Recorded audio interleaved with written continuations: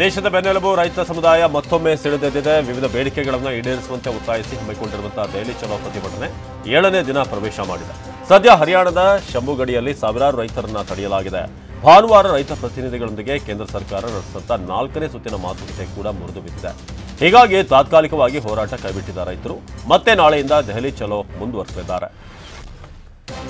ಭಾನುವಾರ ಸಂಜೆ ಚಂಡೀಗಢದಲ್ಲಿ ರೈತ ನಾಯಕರೊಂದಿಗೆ ಕೇಂದ್ರ ಕೃಷಿ ಸಚಿವ ಅರ್ಜುನ್ ಮುಂಡಾ, ಆಹಾರ ಸಚಿವ ಪಿಯೂಷ್ ಗೋಯಲ್, ಕೇಂದ್ರ ಗೃಹ ಖಾತೆ ರಾಜ್ಯ ಸಚಿವ ನಿತ್ಯಾನಂದ ರಾಯ್ ಸಭೆ ನಡೆಸಿದರು. ಆದರೆ ಕೇಂದ್ರದ ಹೊಸ ಪ್ರಸ್ತಾವನೆಯನ್ನು ಒಪ್ಪದ ರೈತ ಮುಖಂಡರು ತಿರಸ್ಕರಿಸಿ ಸಭೆಯಿಂದ ಹೊರನಡೆದರು. ಹಾಗಿದ್ರೆ ಕೇಂದ್ರ ಹೇಳಿದ್ದೇನು ಅಂತ ನೋಡೋದಾದ್ರೆ, ಮೆಕ್ಕೆಜೋಳ, ಹತ್ತಿ, ದ್ವಿದಳ ಧಾನ್ಯಗಳಿಗೆ ಕನಿಷ್ಠ ಬೆಂಬಲ ಬೆಲೆ ಖಾತ್ರಿ ನೀಡಲಾಗುತ್ತೆ. ಕನಿಷ್ಠ ಬೆಂಬಲ ಬೆಲೆಯಲ್ಲಿ ಇವುಗಳಿಗೆ ಖರೀದಿಗೆ 5 ವರ್ಷಗಳ ಪ್ಲಾನ್ ಇರುತ್ತೆ. ರೈತರ ಜೊತೆ 5 ವರ್ಷಗಳ ಕಾಲ ಒಪ್ಪಂದ ಮಾಡಿಕೊಳ್ಳಲಾಗುತ್ತೆ. ನಾಫೆಡ್ನಂತಹ ಸಹಕಾರ ಸಂಘ ಸಂಸ್ಥೆಗಳ ಮೂಲಕ ಒಪ್ಪಂದ ಮಾಡಿಕೊಳ್ಳಲಾಗುತ್ತೆ. ಎಂಎಸ್ಪಿ ಮೂಲಕ ಈ ಬೆಳೆಗಳ ಖರೀದಿಗೆ ಇಂತಿಷ್ಟೇ ಪ್ರಮಾಣ ಎಂಬ ಮಿತಿ ಇರೋದಿಲ್ಲ ಎಂದು ಕೇಂದ್ರ ತಿಳಿಸಿದೆ. ಆದರೆ ರೈತರು ಇದನ್ನು ರಿಜೆಕ್ಟ್ ಮಾಡಿದ್ದಾರೆ. ಕೆಲವು ಬೆಳೆಗಳಿಗೆ ಕನಿಷ್ಠ ಬೆಂಬಲ ಬೆಲೆ ನೀಡಿದರೆ ಒಪ್ಪಲ್ಲ ಅಂತ ರೈತರು ಸರ್ಕಾರದ ಜೊತೆಗಿನ ಸಭೆಯಲ್ಲಿ ಹೇಳಿದ್ದಾರೆ. ಎಲ್ಲ 23 ಬೆಳೆಗಳಿಗೂ ಕೂಡ ಕನಿಷ್ಠ ಬೆಂಬಲ ಬೆಲೆ ನೀಡಬೇಕು. ಕೇವಲ 5 ವರ್ಷಗಳು ಖರೀದಿ ಮಾಡಿದರೆ ಮಾತ್ರ ಸಾಲದು. ಈ ವಿಚಾರದಲ್ಲಿ ಕೇಂದ್ರ ಸರ್ಕಾರದ ಪ್ರಸ್ತಾವನೆಯಲ್ಲಿ ಸ್ಪಷ್ಟತೆ ಇಲ್ಲ ಅಂತ ರೈತ ಮುಖಂಡರು ಸಂಧಾನ ಒಪ್ಪಿಕೊಳ್ಳಲು ಆಕ್ಷೇಪ ಮಾಡಿದ್ದಾರೆ. ರಾಮನಗರ ಜಿಲ್ಲಾಧಿಕಾರಿ ಕಚೇರಿ ಆವರಣದಲ್ಲಿ ವಕೀಲರ ಆಕ್ರೋಶದ ಕಹಳೆ ಮೊಳಗಿದೆ. ಜ್ಞಾನವ್ಯಾಪಿ ಮಸೀದಿ ನೆಲಮಾಳಿಗೆಯಲ್ಲಿ ಹಿಂದೂಗಳಿಗೆ ಪೂಜೆಗೆ ಅವಕಾಶ ಮಾಡಿಕೊಟ್ಟಿದ್ದನ್ನು ಪ್ರಶ್ನಿಸಿ ಚಾನ್ ಪಾಷಾ ಎಂಬಾತ ಅವಹೇಳನಕಾರಿಯಾಗಿ ಪೋಸ್ಟ್ ಹಾಕಿದ್ದ. ಫೇಸ್ಬುಕ್ನಲ್ಲಿ ನ್ಯಾಯಾಧೀಶರ ಆದೇಶವನ್ನೇ ಪ್ರಶ್ನಿಸಿ ಅವಾಚ್ಯ ಪದವನ್ನು ಬಳಸಿ ಪೋಸ್ಟ್ ಹಾಕಿದವನು ಕೂಡ ಒಬ್ಬ ವಕೀಲ, ಜೊತೆಗೆ ಎಸ್ಡಿಪಿಐ ಕಾರ್ಯಕರ್ತ. ಈತನ ವಿರುದ್ಧ ದೂರು ದಾಖಲಾಗ್ತಿದ್ದಂತೆ ಫೇಸ್ಬುಕ್ ಪೋಸ್ಟ್ ಅನ್ನು ಡಿಲೀಟ್ ಮಾಡಿದ್ದಾನೆ. ಪೊಲೀಸರು ಚಾನ್ ಪಾಷಾನನ್ನು ಬಂಧಿಸಿದ್ದಾರೆ. ಇದಾದ ಬಳಿಕ ವಕೀಲ ಸಂಘದಲ್ಲಿ ನಡೆದಂಥ ದೂರು ಪ್ರತಿದೂರಿನಿಂದ ಹಂಗಾಮ ಸೃಷ್ಟಿಯಾಗಿದೆ. ವಕೀಲ ಚಾನ್ ಪಾಷಾ ಮಾಡಿರುವಂತಹ ಅವಹೇಳನಕಾರಿ ಪೋಸ್ಟ್ ವಿಚಾರ ಇಷ್ಟಕ್ಕೆ ಮುಗಿದಿಲ್ಲ. ಚಾನ್ ಪಾಷಾ ವಿರುದ್ಧ ವಕೀಲರ ಗುಂಪೊಂದು ರಾಮನಗರ ಜಿಲ್ಲಾ ವಕೀಲರ ಸಂಘಕ್ಕೆ ದೂರು ಕೊಟ್ಟಿತ್ತು. ನನ್ನ ವಿರುದ್ಧ ಕೊಟ್ಟಿರುವಂತಹ ಸುಳ್ಳು ದೂರು ಅಂತ ಮನವರಿಕೆ ಮಾಡಲು ಚಾನ್ ಪಾಷಾ ತನ್ನ ಆಪ್ತರ ಜೊತೆಗೆ ವಕೀಲರ ಸಂಘದ ಕಚೇರಿಗೆ ತೆರಳಿದ ವೇಳೆ ಜಟಾಪಟಿಯಾಗಿದೆ. ಈ ವೇಳೆ ತನ್ನ ಮತ್ತು ತನ್ನ ಜೊತೆ ಬಂದಿದ್ದವರ ಮೇಲೆ ಹಲ್ಲೆ ಮಾಡಿ ಧಾರ್ಮಿಕವಾಗಿ ನಿಂದಿಸಿದ್ದಾರೆ ಅಂತ 40 ವಕೀಲರ ವಿರುದ್ಧ ರಾಮನಗರ ಠಾಣೆಗೆ ದೂರು ನೀಡಿದ್ರು. ಇದರಂತೆ ಬರೋಬ್ಬರಿ 40 ವಕೀಲರ ವಿರುದ್ಧ ರಾಮನಗರ ಠಾಣೆಯಲ್ಲಿ ಎಫ್ಐಆರ್ ದಾಖಲಾಗಿದೆ. ವಕೀಲರ ಮೇಲೆ ಎಫ್ಐಆರ್ ದಾಖಲಿಸಿರುವಂತಹ ಪಿಎಸ್ಐ ತನ್ವೀರ್ ಹುಸೇನ್ ಅಮಾನತು ಮಾಡುವಂತೆ ಪಟ್ಟು ಹಿಡಿದಿರುವಂತಹ ವಕೀಲರು ನಿನ್ನೆ ಸಂಜೆಯಿಂದ ಜಿಲ್ಲಾಧಿಕಾರಿ ಕಚೇರಿ ಆವರಣದಲ್ಲಿ ಧರಣಿ ನಡೆಸಿದ್ದಾರೆ.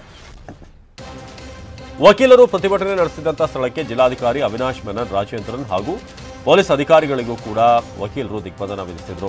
ಬಳಿಕ ಹೊರಬಂದಂತಹ ಜಿಲ್ಲಾಧಿಕಾರಿ ವಕೀಲರನ್ನ ಸಮಾಧಾನ ಪಡಿಸೋದಕ್ಕೆ ಯತ್ನಿಸಿದ್ರು. ಆದರೆ ಇದಕ್ಕೆ ಸಮಾಧಾನಗೊಳ್ಳದ ವಕೀಲರು ಹಾಸಿಗೆ ದಿಮ್ಮಿನ ಸಮೇತ ಡಿಸಿ ಕಚೇರಿ ಆವರಣದಲ್ಲಿ ಅಹೋರಾತ್ರಿ ಧರಣಿ ಮುಂದುವರೆಸಿದ್ದಾರೆ. ವಕೀಲರ ಪ್ರತಿಭಟನೆಗೆ ಬೆಂಬಲ ಸೂಚಿಸಿರುವಂತಹ ಮಾಜಿ ಸಿಎಂ ಎಚ್ ಡಿ ಕುಮಾರಸ್ವಾಮಿ ಹಾಗೂ ವಿಪಕ್ಷ ನಾಯಕ ಆರ್ ಅಶೋಕ್ ಪ್ರತಿಭಟನಾ ಸ್ಥಳಕ್ಕೆ ಆಗಮಿಸಿದರು. ಈ ವೇಳೆ ಮಾತನಾಡಿದ ಎಚ್ಡಿಕೆ ಅಧಿಕಾರಿಗಳ ವಿರುದ್ಧ ವಾಗ್ದಾಳಿ ನಡೆಸಿದ್ರು. ಜೊತೆಗೆ ಸಂಸದ ಸುರೇಶ್ ಕುಮಾರ್ ವಿರುದ್ಧ ಡಿಕೆ ಸುರೇಶ್ ವಿರುದ್ಧ ಪರೋಕ್ಷವಾಗಿ ಕಿಡಿಕಾರಿದರು. ನಾನು ದೇಗುಲವಿದು ಕೈ ಮುಗಿದು ಒಳಗೆ ಬಾ, ಇದು ಕರ್ನಾಟಕದ ಯಾವ ಶಾಲೆಗೆ ಹೋದರೂ ಕೂಡ ಬರೆದಿರುವಂತಹ ಘೋಷವಾಕ್ಯ. ಆದರೆ ಉತ್ತರ ಕರ್ನಾಟಕದ 9 ಜಿಲ್ಲೆಗಳ ವಸತಿ ಶಾಲೆಗಳಲ್ಲಿ ಈ ಘೋಷವಾಕ್ಯ ಮಾಯವಾಗಿದೆ.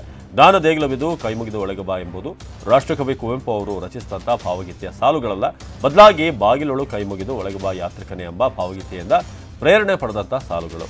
ಜ್ಞಾನ ದೇಗುಲವಿದು ಕೈ ಮುಗಿದು ಒಳಗೆ ಬಾ ಅನ್ನೋ ವಾಕ್ಯವನ್ನು ಕೈಬಿಟ್ಟು ಜ್ಞಾನ ದೇಗುಲ ಇದು ಧೈರ್ಯವಾಗಿ ಪ್ರಶ್ನಿಸಿ ಅಂತ ಹೊಸ ಬರಹವನ್ನು ಬರೆಯಲಾಗಿದೆ. ಇದರ ವಿರುದ್ಧ ಬಿಜೆಪಿ ನಾಯಕರು ಕಿಡಿಕಾರಿದ್ದಾರೆ. ವಸತಿ ಶಾಲೆಗಳಲ್ಲಿ ಜ್ಞಾನ ದೇಗುಲವಿದು ಕೈ ಮುಗಿದು ಒಳಗೆ ಬಾ ಘೋಷವಾಕ್ಯ ಬದಲಾವಣೆ ವಿಧಾನಸಭೆ ಮತ್ತು ವಿಧಾನ ಪರಿಷತ್ನಲ್ಲೂ ಕೂಡ ಗದ್ದಲ ಉಂಟು ಮಾಡಿತು. ಸದನದಲ್ಲಿ ಬಿಜೆಪಿ ಶಾಸಕ ಬಿವೈ ವಿಜಯೇಂದ್ರ ವಿಚಾರ ಪ್ರಸ್ತಾಪ ಮಾಡಿದರು. ಕುವೆಂಪುಗೆ ಅವಮಾನಿಸುವ ರೀತಿಯಲ್ಲಿ ಬದಲಿಸಿದ್ದಾರೆ ಅಂತ ಕಿಡಿಕಾರಿದರು. ಇದಕ್ಕೆ ಕೃಷ್ಣ ಬೈರೇಗೌಡ ಆಕ್ಷೇಪ ವ್ಯಕ್ತಪಡಿಸಿದಾಗ ಗದ್ದಲ ಸೃಷ್ಟಿಯಾಯಿತು. ಪರಿಷತ್ನಲ್ಲಿ ಬಿಜೆಪಿ ಸದಸ್ಯರು ಸದನದ ಬಾವಿಗಿಳಿದು ಪ್ರತಿಭಟನೆ ನಡೆಸಿದರು. ವಸತಿ ಶಾಲೆಗಳಲ್ಲಿ ಘೋಷವಾಕ್ಯ ಬದಲಾವಣೆ ಮಾಡಲು ಮಣಿವಣ್ಣನ್ ಹೇಳಿದ್ದಾಗಿ ಸಮಾಜ ಕಲ್ಯಾಣ ಇಲಾಖೆ ಉಪನಿರ್ದೇಶಕ ಪುಂಡಲಿಕ ಹೇಳ್ತಿದ್ದಾರೆ. ಅಷ್ಟಕ್ಕೂ ಆಗಿದ್ದೇನೆಂದ್ರೆ ಸಮಾಜ ಕಲ್ಯಾಣ ಇಲಾಖೆಯ ಪ್ರಧಾನ ಕಾರ್ಯದರ್ಶಿ ಮಣಿವಣ್ಣನ್ ಇರುವಂತಹ ಗ್ರೂಪ್ನಲ್ಲಿ ಹೊಸ ಬರಹದ ಬಗ್ಗೆ ಚರ್ಚೆ ಆಗಿದೆ. ಜ್ಞಾನ ದೇಗುಲವಿದು ಧೈರ್ಯವಾಗಿ ಪ್ರಶ್ನಿಸಿ ಇದನ್ನ ಫೈನಲ್ ಮಾಡಿದ್ದೀನಿ, ಎಲ್ಲಾ ಕಡೆ ಬರಹ ಚೇಂಜ್ ಮಾಡಿ ಅಂತ ಮೆಸೇಜ್ ಮಾಡಿದ್ದಾರೆ. ಅಲ್ಲದೆ ಮೌಖಿಕ ಆದೇಶ ನೀಡಿದ್ದಾರೆ ಎನ್ನಲಾಗ್ತಾ ಇದೆ. ಇಂದಿನಿಂದ ವಿಧಾನಸಭೆಯಲ್ಲಿ ಬಜೆಟ್ ಮೇಲೆ ಚರ್ಚೆ ನಡೆಯಲಿದೆ. ಹೀಗಾಗಿ ಬಜೆಟ್ ವಿಚಾರವಾಗಿ ಸರ್ಕಾರವನ್ನ ತರಾಟೆಗೆ ತೆಗೆದುಕೊಳ್ಳೋಕೆ ಬಿಜೆಪಿ ಶಾಸಕರು ಸಜ್ಜಾಗಿದ್ದಾರೆ. ಇದಕ್ಕಾಗಿ ಬೆಂಗಳೂರಿನ ಖಾಸಗಿ ಹೋಟೆಲ್ನಲ್ಲಿ ಬಿಜೆಪಿ ಶಾಸಕರಿಗೆ ಬಜೆಟ್ ಕುರಿತಂತೆ ಕಾರ್ಯಾಗಾರ ಹಮ್ಮಿಕೊಳ್ಳಲಾಗಿತ್ತು. ದೆಹಲಿಯಿಂದ 2 ಹಾಗೂ ರಾಜ್ಯದ 4 ಸೇರಿ 6 ಆರ್ಥಿಕ ತಜ್ಞರನ್ನ ಕರೆಸಿ ಕಾರ್ಯಾಗಾರ ನಡೆಸಲಾಗಿದೆ. 2 ಗಂಟೆಗಳ ಕಾಲ ನಡೆದಂತಹ ಕಾರ್ಯಾಗಾರದಲ್ಲಿ 40ಕ್ಕೂ ಹೆಚ್ಚು ಶಾಸಕರು ಭಾಗಿಯಾಗಿದ್ದರು. ಕಾರ್ಯಾಗಾರದಲ್ಲಿ ಬಜೆಟ್ ಚರ್ಚೆಯ ವೇಳೆ ಒತ್ತು ನೀಡಬೇಕಾದಂತಹ ಅಂಶಗಳ ಬಗ್ಗೆ ಮಾಹಿತಿ ನೀಡಲಾಯಿತು. ಹೀಗಾಗಿ ಇವತ್ತು ಸಿದ್ದರಾಮಯ್ಯ ಮಂಡಿಸಿರುವಂತಹ ಬಜೆಟ್ ಬಗ್ಗೆ ಬಿಜೆಪಿ ನಾಯಕರು ಶಾಸಕರುಗಳು ಅಲ್ಲಿ ಟೀಕೆ ಮಾಡುವಂತ ಸಾಧ್ಯತೆ ಇದೆ. ಡಿಸಿಎಂ ಡಿಕೆ ಶಿವಕುಮಾರ್ ನಿವಾಸಕ್ಕೆ ಶಾಸಕ ಗೋಪಾಲಯ್ಯ ಭೇಟಿ ನೀಡಿರುವಂತಹ ವಿಚಾರ ಸಂಬಂಧ ಖುದ್ದು ಶಾಸಕರೇ ಇದರ ಬಗ್ಗೆ ಸ್ಪಷ್ಟನೆ ಕೊಟ್ಟಿದ್ದಾರೆ.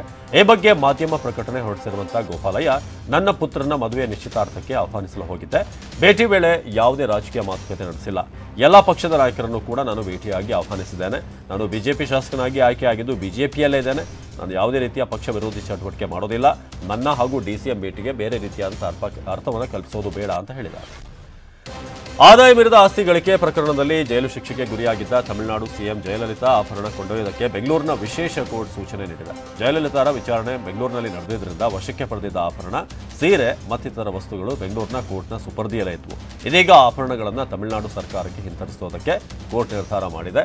7,040 ಗ್ರಾಂ ತೂಕದ 468 ಬಗೆಯ ಚಿನ್ನ ಹಾಗೂ ವಜ್ರ ಖಚಿತ ಆಭರಣಗಳು, 700 ಕೆಜಿ ತೂಕದ ಬೆಳ್ಳಿ ಆಭರಣಗಳು, 740 ದುಬಾರಿ ಬೆಲೆಯ ಚಪ್ಪಲಿಗಳು, 11,344 ರೇಷ್ಮೆಯ ಸೀರೆಗಳು, 250 ಶಾಲು, ಹೀಗೆ 6 ದೊಡ್ಡ ಟ್ರಂಕ್ಗಳಲ್ಲಿ ಜಯಲಲಿತಾರ ಅಮೂಲ್ಯ ವಸ್ತುಗಳನ್ನು ತಮಿಳುನಾಡಿಗೆ ಕೊಂಡೊಯ್ಯಲು ಕೋರ್ಟ್ ಸೂಚನೆ ನೀಡಿದೆ.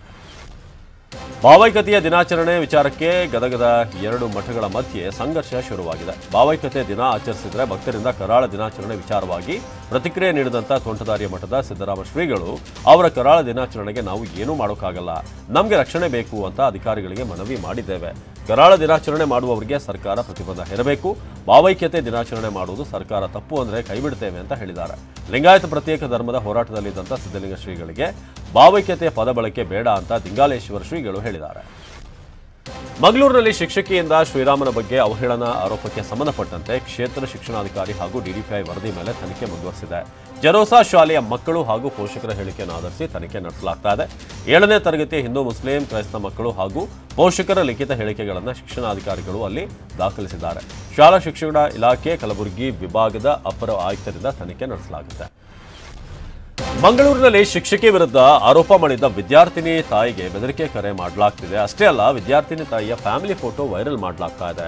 ಮಂಗಳೂರಿನ ಗರೋಡಿ ನಿವಾಸಿ ಕವಿತಾಗೆ ನಿರಂತರ ಬೆದರಿಕೆ ಕರೆ ಮಾಡಿದ್ದವರ ಬಗ್ಗೆ ಕಂಕನಾಡಿ ನಗರ ಠಾಣೆಗೆ ದೂರು ನೀಡಿದ್ದಾರೆ. ಶಿಕ್ಷಕಿ ಆಡಿಯೋ ವೈರಲ್ ಮಾಡಿದ್ದು ಕವಿತಾ ಅಂತ ಆರೋಪಿಸಿ ಬೆದರಿಕೆ ಒಡ್ಡಲಾಗಿದೆ. ಕತಾರ್, ದುಬೈ, ಸೌದಿ ಸೇರಿ ಹಲವಡಿಯಿಂದ ನಿರಂತರವಾಗಿ ಬೆದರಿಕೆ ಕರೆಗಳು ಬರ್ತಾ ಇವೆ. ಅವಾಚ್ಯವಾಗಿ ನಿಂದಿಸಿರುವಂತಹ ಅಶ್ಲೀಲವಾದಂತಹ ಆಡಿಯೋ ಸಂದೇಶ ರವಾನಿಸಿದ್ದಾರೆ. ದೇವರ ಮೈಮೇಲೆ ಹಾಕಲಾಗಿದ್ದ ಚಿನ್ನದ ಆಭರಣಗಳನ್ನು ಕದ್ದ ಖದೀಮನೊಬ್ಬ ಎಸ್ಕೇಪ್ ಆಗಿದ್ದಾನೆ. ವಿಜಯಪುರ ಜಿಲ್ಲೆ ನಿಡಗುಂದಿ ತಾಲೂಕಿನ ಗೋಳಸಂಗಿ ಗ್ರಾಮದ ದೇವಸ್ಥಾನದಲ್ಲಿ ನಡೆದಂಥ ಕಳ್ಳತನದ ದೃಶ್ಯ ಸಿಸಿ ಕ್ಯಾಮೆರಾದಲ್ಲಿ ಸೆರೆಯಾಗಿದೆ. ಗೋಳಸಂಗಿ ಗ್ರಾಮದ ಬನಶಂಕರಿ ದೇವಸ್ಥಾನಕ್ಕೆ ನುಗ್ಗಿದಂಥ ಕಳ್ಳ ದೇವರ ಮೂಗುತಿ, ಕಣ್ಣುಗಳು ಹಾಗೂ ಚಿನ್ನದ ಸರವನ್ನು ಕದಿದ್ದಾನೆ. ರಾಜಸ್ಥಾನ ಮೂಲದ ನಂಬರ್ ಪ್ಲೇಟ್ ಹೊಂದಿದ್ದಂಥ ಕಾರಿನಲ್ಲಿ ಬಂದಿರುವಂಥ ಕಳ್ಳ ಒಟ್ಟು 30 ಗ್ರಾಂ ಚಿನ್ನವನ್ನು ಕದ್ದು ಎಸ್ಕೇಪ್ ಆಗಿದ್ದಾನೆ. ಸ್ಥಳಕ್ಕೆ ಭೇಟಿ ನೀಡಿದಂಥ ಕೂಡಿಗೆ ಪೊಲೀಸರು ಪರಿಶೀಲನೆ ನಡೆಸಿದರು. ಪ್ರಕರಣ ದಾಖಲಿಸಿಕೊಂಡು ಕಳ್ಳನ ಬಂಧನಕ್ಕೆ ಬಲೆ ಬೀಸಿದ್ದಾರೆ. ಹಾವೇರಿ ಜಿಲ್ಲಾ ಬಿಜೆಪಿ ಕಚೇರಿಯಲ್ಲಿ ನಡೆದಂಥ ಸಭೆ ವೇಳೆ ನಾಯಕರೇ ಪರಸ್ಪರ ವಿರುದ್ಧ ಆರೋಪ ಪ್ರತ್ಯಾರೋಪ ಮಾಡಿದ್ದಾರೆ. ಈ ಹಿನ್ನೆಲೆಯಲ್ಲಿ ಸಭೆಯಲ್ಲಿ ಕೆಲಕಾಲ ಗೊಂದಲದ ವಾತಾವರಣ ನಿರ್ಮಾಣವಾಗಿತ್ತು. ಜಿಲ್ಲಾ ಪದಾಧಿಕಾರಿಗಳ ಆಯ್ಕೆ ವಿಚಾರದಲ್ಲಿ ಬಿಜೆಪಿ ಸ್ಥಳೀಯ ಮುಖಂಡರು ಕಾರ್ಯಕರ್ತರ ನಡುವೆ ವಾಗ್ವಾದ ನಡೆದಿದ್ದು, ಎಲ್ಲರನ್ನೂ ವಿಶ್ವಾಸಕ್ಕೆ ತೆಗೆದುಕೊಂಡು ಚರ್ಚೆ ಮಾಡದೆ ಜಿಲ್ಲಾ ಪದಾಧಿಕಾರಿಗಳ ಆಯ್ಕೆ ಮಾಡಲಾಗಿದೆ ಅಂತ ಆಕ್ರೋಶ ಹೊರಹಾಕಿದ್ದಾರೆ. ಹಾವೇರಿ ಜಿಲ್ಲಾಧ್ಯಕ್ಷ ಅರುಣ್ ಕುಮಾರ್ ಅವರ ಸಮ್ಮುಖದಲ್ಲೇ ಗದ್ದಲ ಕೋಲಾಹಲ ನಡೆಯಿತು. ಛತ್ತೀಸ್ಗಢದ ರಾಂಚಿಯಲ್ಲಿ ನಡೆಯುವಂತಹ ಭಾರತ ವರ್ಸಸ್ ಇಂಗ್ಲೆಂಡ್ನ 4ನೇ ಟೆಸ್ಟ್ ಪಂದ್ಯದಲ್ಲಿ ಕನ್ನಡಿಗ ಕೆಎಲ್ ರಾಹುಲ್ ಆಡಿದ್ದಾರೆ. ಫೆಬ್ರವರಿ 23ರಿಂದ 4ನೇ ಟೆಸ್ಟ್ ಆರಂಭವಾಗಲಿದೆ. ಮತ್ತೊಂದೆಡೆ ಕೆಎಲ್ ಅಲ್ಲಿ ಸಿದ್ಧಗಂಗಾ ಮಠಕ್ಕೆ ಭೇಟಿ ನೀಡಿದ ವೇಳೆ ನೂರಾರು ಅಭಿಮಾನಿಗಳು ಮುತ್ತಿಕೊಂಡ ವಿಡಿಯೋ ವೈರಲ್ ಆಗಿದೆ. ಸ್ಯಾಂಡಲ್ವುಡ್ನ ಆಕ್ಷನ್ ಪ್ರಿನ್ಸ್ ಧ್ರುವ ಸರ್ಜಾ ಸ್ವಲ್ಪದರಲ್ಲೇ ಅಪಾಯದಿಂದ ಬಚಾವಾಗಿದ್ದಾರೆ. ಈ ಬಗ್ಗೆ ಸೋಷಿಯಲ್ ಮೀಡಿಯಾದಲ್ಲಿ ಪೋಸ್ಟ್ ಮಾಡಿರುವಂತಹ ಧ್ರುವ ಸರ್ಜಾ, ಮಾರ್ಟಿನ್ ಟೀಮ್ ಪ್ರಯಾಣ ಮಾಡ್ತಿದ್ದ ಫ್ಲೈಟ್ ಕ್ರ್ಯಾಶ್ ಆಗಬೇಕಾಗಿತ್ತು. ಪೈಲಟ್ ಅವರ ಸಮಯ ಪ್ರಜ್ಞೆಯಿಂದ ಅನಾಹುತ ತಪ್ಪಿದೆ. ಇದು ನನಗೆ ಪುನರ್ಜನ್ಮ, ಸಾವು ಕಣ್ಮುಂದೆ ಬಂದು ಹೋಯಿತು. ತಂದೆ ತಾಯಿ ಮತ್ತು ಚಿರು ಆಶೀರ್ವಾದದಿಂದ ನಾನಿಂದು ಬದುಕಿದ್ದೇನೆ. ಸೇಫ್ ಆಗಿ ಲ್ಯಾಂಡ್ ಆಗಿದ್ದೀವಿ ಅಂತ ಧ್ರುವ ಸರ್ಜಾ ಪೋಸ್ಟ್ ಮಾಡಿದ್ದಾರೆ. ಮಾರ್ಟಿನ್ ಟೀಮ್ ಶ್ರೀನಗರದಿಂದ ದೆಹಲಿಗೆ ಬರ್ತಿದ್ದ ವೇಳೆ ಘಟನೆ ಆಗಿದೆ. ಸದ್ಯ ಚಿತ್ರತಂಡ ಸೇರಿದ ಹಾಗೆ ಫ್ಲೈಟ್ನಲ್ಲಿ ಎಲ್ಲರೂ ಕೂಡ ಸೇಫ್ ಆಗಿದ್ದಾರೆ. ಮಾರ್ಟಿನ್ ಚಿತ್ರತಂಡ ವಿಮಾನ ಅಪಘಾತದಿಂದ ಬಚಾವಾಗಿದೆ. ಚಿತ್ರದ ಸಾಂಗ್ ಶೂಟಿಂಗ್ ವೇಳೆ ದೆಹಲಿಯಿಂದ ಶ್ರೀನಗರಕ್ಕೆ ಇಂಡಿಗೋ ಫ್ಲೈಟ್ನಲ್ಲಿ ಚಿತ್ರತಂಡ ಹೋಗ್ತಾ ಇತ್ತು. ಈ ವೇಳೆ ಕ್ರ್ಯಾಶ್ ಆಗುವ ಹಂತ ತಲುಪಿತ್ತು. ಅಷ್ಟರಲ್ಲಿ ಪೈಲಟ್ ಅವರ ಸಮಯ ಪ್ರಜ್ಞೆಯಿಂದ ಕೂದಲೆಳೆ ಅಂತರದಲ್ಲಿ ಅನಾಹುತ ತಪ್ಪಿದೆ ಅಂತ ಹೇಳಿದ್ದಾರೆ.